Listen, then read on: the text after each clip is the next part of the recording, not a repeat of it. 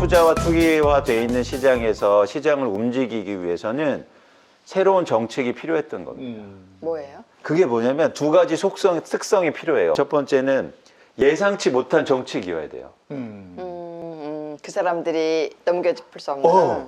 그리고 예상치 못한 시점. 이어야 돼요. 맞아. 그런데 지금 정책의 구조가 가격이 오르면 정책이 나와요. 맞아요. 모두 다 알아요. 네. 그리고 정책을 보면 사실은 과거에 썼던 정책을 좀 계속 네. 뭐 양도세 보수 다 아는 그렇죠, 거잖아요. 그렇죠. 예를 들어서 제가 비교해 드리자면 기상예보를 내일 하시잖아요. 기상예보를 네. 하시잖아요. 뉴스 하시고 이럴 때. 네. 근데 저희가 예측하는 게 내일 기상에 영향을 못 미치잖아요. 네. 그렇죠. 내일 비가 올 겁니다 했는데 비가 온다고 해서 내일 비가 올 게 안 오고 뭐 안 올 게 오고 이러진 않잖아요. 그렇죠. 근데 여기서 제가 되게 영향력 있는 사람인데 내년에 부동산 가격이 떨어집니다 그러면 영향 미치죠. 실제로 내년에 시장에 영향을 미친단 말이에요. 그럼요. 미치죠. 이게 바로 투자화돼 있고 피드백으로 움직이는 시장이에요. 네. 이런 시장을 움직이려면 정책이 기본적으로 속성을 가져야 돼요. 말씀드렸듯이 사람들이 예상치 못한 거 그리고 예상치 못한 시점 이런 거여야 돼요. 뭐 주식이 이제 그런 대표적인 시장인데 그래서 올해 보시면 팬데믹 때문에 미국의 주식시장, 한국 주식시장 폭락하잖아요. 네. 그러니까 어떤 정책이 나옵니까? 예상치 못한 시점에 예상치 못한 정책이 확 나오니까 시장이 확 살아나요. 이게 중요해요. 네. 부동산도 지금 그렇게 가야 되는데. 그 정책이 그래야 되니까 예상되는 그 정책이 계속 나오고 있었다. 안 먹혔죠. 안 먹혔죠. 그러니까 이 사람들이 이거 뻔하네. 네. 더 사. 네. 더 사. 그랬어요. 더 사. 더 근데 사. 이제는 굉장히 그 더 사면 위험한 상태까지 다 온 거죠. 그렇죠. 이제는 근데 이렇게 시장은 움직이지만 또 부동산이라고 정책이라는 게 뭐냐면 어쨌든 정책이 계속 누적되잖아요. 그럼요. 예, 영향을 계속 줄 거고 이런 어떤 변화가 사실은 앞으로 일어날 가능성이 되게 크다는 거죠. 근데 부동산 아까 이제 투자, 우리가 투기 이런 얘기도 했지만 실제로 부동산을 가지고 투자하는 상품이 있잖아요. 그런 상품은 왜 주식처럼 이렇게 상품으로 거래하는 거, 리츠라고 그러는군요. 네, 부동산 맞습니다. 리츠. 그런 상품은 어때요? 한국의 가계자산 중에 평균적으로 70% 이상이 부동산으로 돼 있어요. 네. 그런데 이게 더 재미난 게 그걸 또 분류해 보면 예를 들어서 아주 부자들은 부동산 비중이 40% 50% 언더예요. 그건 평균적으로 70%라는 건 뭐냐면 상대적으로 소득이 낮고 자산이 없는 계층은 다 부동산이라는 거예요. 그렇죠. 집 깔고 앉아 있는 거예요. 예, 그래야 합치면 70%잖아요. 네. 예. 그래서 쉽게 말하면 어떤 가게는요 120%예요. 부동산이 나머지 20%는 빚이에요. 네. 어머나. 이런 상황이 되게 심각한 상황이에요. 그런데 만약 이런 상황 속에서 부동산 가격이 정체되고 안 오르거나 빠지고 네. 그리고 이 노후 세대를 바로 맞이하게 되면 되게 문제가 돼요. 네. 심각하네요. 네, 그렇게 그렇죠. 되면. 예. 그러면 쓸 돈도 없고 네. 이렇게 문제가 심각해지는 거예요. 그런 상황 속에서 저희가 좀 당일적으로 이 부동산의 가계 자산을 네. 유동화되어 있는 자산으로 옮길 필요가 있다. 근데 갑자기 부동산 자산을 주식으로 옮길 쉽지 않으니까 여기에서 좀 크로스오버하는 자산의 성격을 갖고 있는 게 리츠예요. 네. 그래서 정확히 뭐의 약자냐면 Real Estate Investment Trust라는 약자인데 네. 쉽게 말해서 개인들이 우리 각자 돈을 모아서 부동산을 사는 거예요. 네. 그래서 부동산에서 나오는 수익을 나눠 갖는 겁니다. 그래서 내가 부동산을 통째로 하나 갖고 있는 것보다 훨씬 더 리스크가 분산되잖아요. 그렇죠. 그리고 수익형 부동산이라고 해서 임대료를 받아서 그래서 임대료를 받아서 나누어 먹는 구조니까, 나누어 받는 구조니까. 그래서 저희가 이게 가계자산이 선진국형으로 갈수록 사실 이렇게 대체 투자를 너무 실물 자산, 부동산 하지 마시고 네. 이런 대체 투자를 좀 많이 하셨으면 좋겠다. 이건 심지어 매달 배당도 주고 뭐 분기마다 배당도 주고 이렇잖아요. 근데 그게 지금 듣고 보니까 2021년 이후에 집값이 약간 조정을 받을 것이라고 예상을 하면 마이너스. 리츠도 조금 불안한 거 아니에요? 그러니까 이게 다른 게 뭐냐면 그런 리츠가 투자하는 부동산은 수익형 부동산이어서 아파트는 아니에요. 그래서 예를 들어서 판교에 네. 빌딩에 투자하실 수 있고 뭐 상가들이 쭉 모여 네, 있다든가 네. 이런 좋은 거. 빌딩. 그다음에 임차인이 좋은. 임차인이 우리 굴지의 대기업들. 이면은 임차료 안 내지 않을 거잖아요. 그래서 계속 임대료 받을 수 있고 좀 이거 거주형 부동산하고 좀 다른 개념이죠. 그리고 리츠를 통해서는 글로벌하게도 투자할 수 있습니다. 그래서 뉴욕에 부동산을 사실 수 있어요. 근데 어쨌든 그게 마이너스가 나올 수도 있긴 있는 거죠. 그렇죠. 그럼요. 그런데 그래서 이제 이거 마찬가지로 그런 리스크는 있지만 사실 실물 부동산보다도 훨씬 더 부동산 투자하기 편하시고 유동성 언제나 사고 팔 수 있으니까. 네. 그러면은 그 리츠 투자할 때 우리가 좀 체크해봐야 될 것들이 있을 것 같아요. 뭘 확인하고 들어가야 돼요? 리츠는 주식처럼 계속 가격이 변동되거든요. 우리 계속 가격 변동 위험은 분명히 있습니다. 네. 근데 중요한 게 뭐냐면 본질은 부동산을 소유해서 임대료를 받는 구조이기 때문에 임차인이 누군가가 중요하죠. 그래서 그 건물을 누가 쓰고 있느냐. 나한테 확실한 사람. 임대료를 잘 낼까? 그래서 그 임대료, 그러니까 임차인들이 대기업이나 기업인 경우에 훨씬 안전한 기업인 경우에 좋은 경우. 좋고요. 그래서 임차인을 꼭 확인하시는 게 중요하고 마찬가지로 부동산을 투자하는 거니까 네. 위치가 어딘지 중요합니다. 이 빌딩이 어디에 있지? 핵심 자산이 어디에 있지? 이런 것들을 파악하는 게 되게 중요하죠. 그 외에 주의할 점은 없습니까? 말씀드린 것처럼 리츠가 거래되는 그 네. 가격이 주식처럼 계속 변동되거든요. 그런 차원에서는 이 변화를 유의하실 필요가 있고 네. 그래서 이제 역설적으로는 뭐냐면 가격이 빠졌을 때 사는 게 되게 좋은 거죠. 네. 그래서 최근에 주식하고 같네요. 그렇죠. 어? 대신 주식은 네. 변동성이 크잖아요. 네. 어떤 기업이 이익이 갑자기 확 줄어들 수가 있잖아요. 그런데 이거는 임대료를 받는 게 확 줄진 않거든요. 네. 네. 그런 차원에서는 그러니까 배당 수익의 안정성이 있습니다. 이를테면 우리가 저 건물 잘못 사가지고 공실 생기고 이러면 안 되는데 네. 그 리스크를 전문가들이 좀 줄여줄 수 있다. 그렇죠. 이거죠. 맞습니다. 그리고 또 하나 뭐냐면 뭐 빌딩 같은 거 갖고 계시면 임차인 직접 구하셔야 되고 세금 내셔야 되고 뭐 갑자기 물 새면은 고쳐줘 막 이럴 거 아니에요. 그렇죠. 근데 그러실 필요가 전혀 없어요. 네. 네. 세금도 다 내고 그리고 또 뭐 그 임차도 알아서 구하고 또 수리 같은 것도 다 해주니까 네. 사실 그런 것들을 신경 쓰실 필요 없는 거죠. 우리나라는 사실 어떻게 보면 제가 잘 몰라서 그랬는지 약간 생소한 개념인데 외국에는 이게 활성화되어 있습니까? 그렇죠. 미국 같은 경우에는 거의 그 노령 세대 같은 경우는 그 50% 이상이 리츠에 가입해 있고요. 그래서 계속 연금같이 받는 거예요. 일본 같은 경우에도 굉장히 많은 게 단가의 세대라고 하는데요. 이런 세대가 부동산 시장이 꺼지고 안 좋아지면서 대부분 자산들이 또 리츠로 넘어간 경우도 많았거든요. 그러면서 이 시장이 되게 활성화되어 있습니다. 그러면 이게 해외 리츠에 투자할 때 주의해야 될 건 뭐가 있어요? 해외 리츠는 기본적으로 이제 주식 투자니까 계속 강조하지만 가격 변동성이 있을 수 있는데 이제 부동산이 어떤 부동산인가 꼭 체크하시고 특히 해외 쪽이니까. 네. 근데 이제 좋은 게 뭐냐면 여러분들이 다 확인하시면 정보가 다 공개되거든요. 그래서 예를 들면 뭐 뉴욕의 맨하탄에 빌딩을 갖고 있는 리츠에 투자할 수 있어요. 네.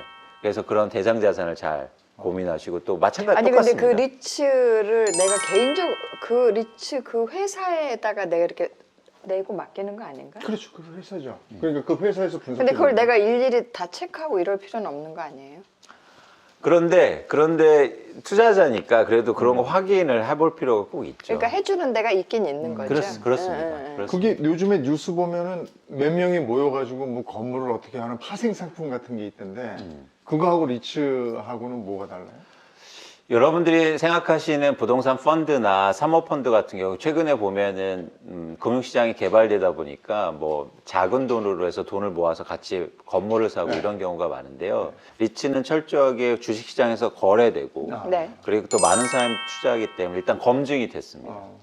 그리고 법률적으로 보장이 되고 있고요. 그다음에 또 역사가 있기 때문에 그 글로벌 리츠 같은 경우는 해외 리츠 같은 경우 역사가 있기 때문에 뭐 한 3, 40년 동안 계속 운영된 부동산들이 있거든요.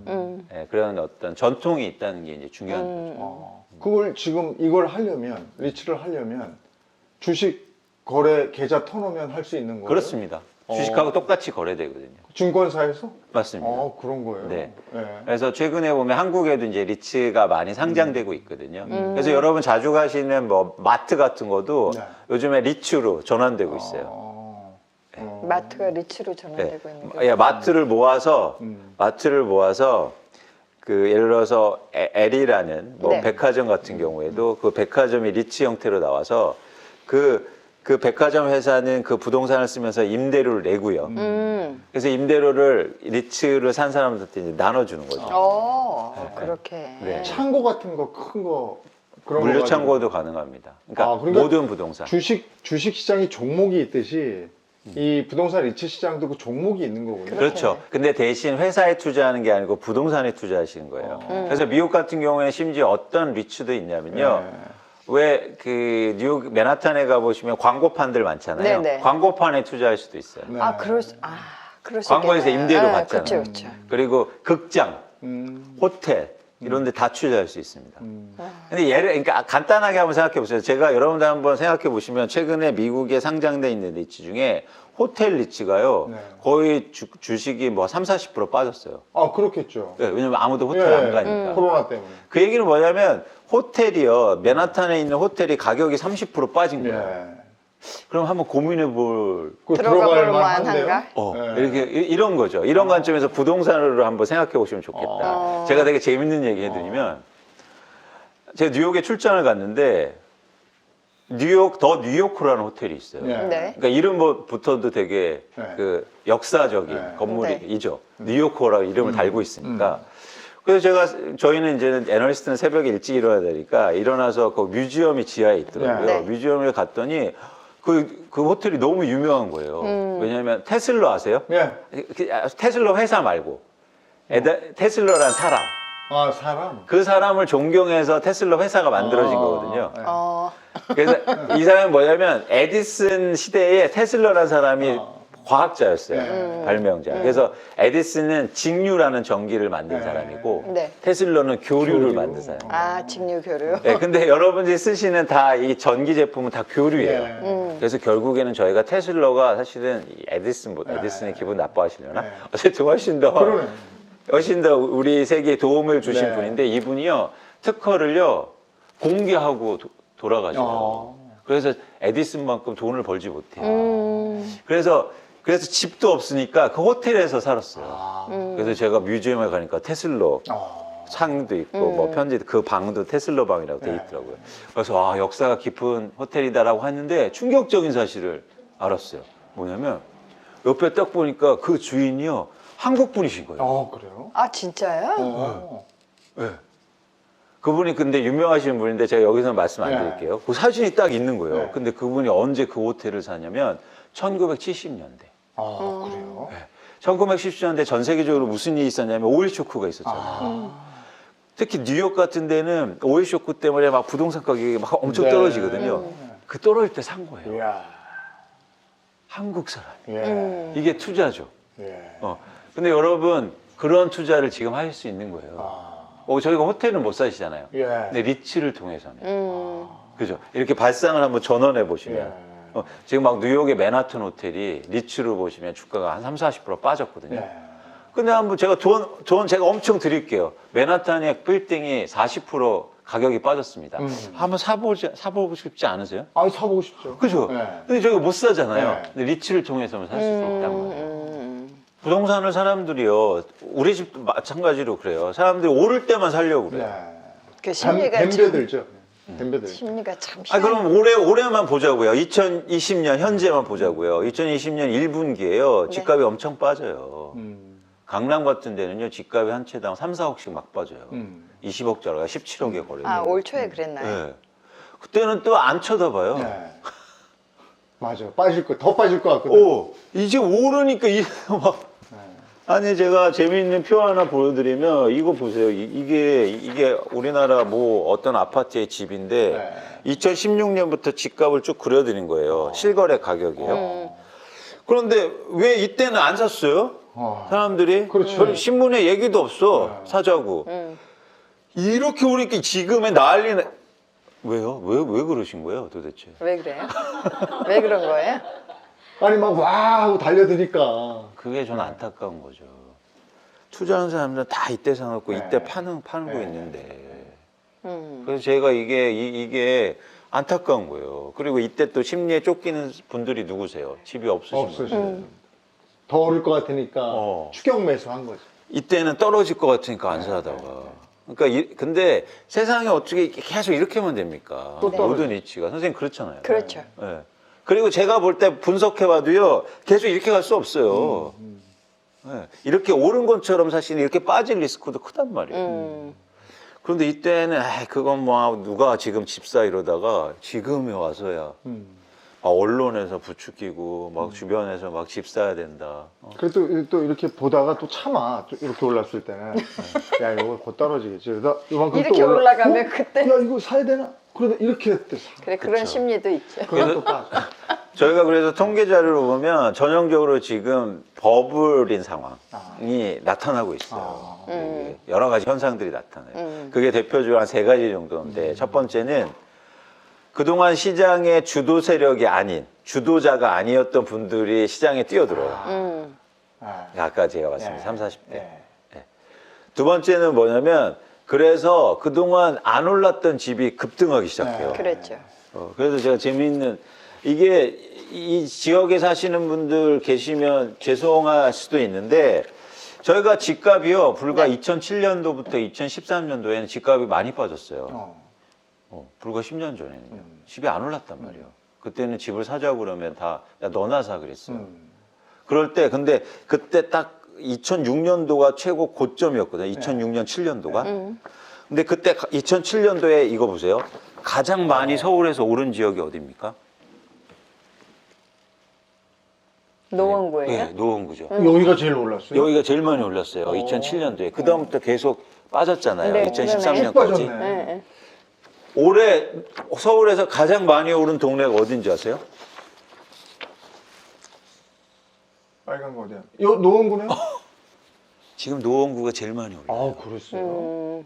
왜냐면 그동안 안 오르다가. 네. 이런 현상들이 나타나고 있는 거예요. 제가 노원구 분들한테 뭐라고 하는 게 아니고요. 죄송한데 어쨌든 그냥 지표로 보면 과거하고 이랬어요. 똑같아요. 그래프가 나오는데 뭐. 네, 그냥 이거는 그렇죠. 이런 현상들이 시장의 변곡점, 시장이 많이 올랐을 때 그리고 더 이상 못 오를 때 나타나는 현상들이에요. 그리고 세 번째는 뭐냐면 말씀드렸죠. 새로운 수요자들이 네. 나타나고 네. 또 이런 관심이 조금 덜했던 지역이 갑자기 급등하고 세 번째는 뭐냐면 이러다 보니까 정책이 막 누적되잖아요. 네. 정책 효과가 없는 것처럼 나타나지만 근데 결국엔 발현된다는 거예요. 네. 그래서 이런 3가지 현상을 볼 때는 향후로 저는 집값이 더 올라가기도 힘들 뿐만 아니라 사실은 하락할 가능성이 높다고 보는 겁니다. 근데 이런 가능성까지 예측해놓고 사람들이 많이 한 얘기가 똘똘한 한 채였단 말이에요. 그래서 핵심 지역에 한 채만 남겨놓고 나머지 팔자. 세금 때문도 그렇지만 그동안 보니까 그런 지역에 있던 것들은 집값이 떨어져도 찔끔 떨어졌다가 올라갈 때 확 오르더라. 이런 얘기거든요. 네. 그건 동의하십니까? 동의 안 합니다. 아,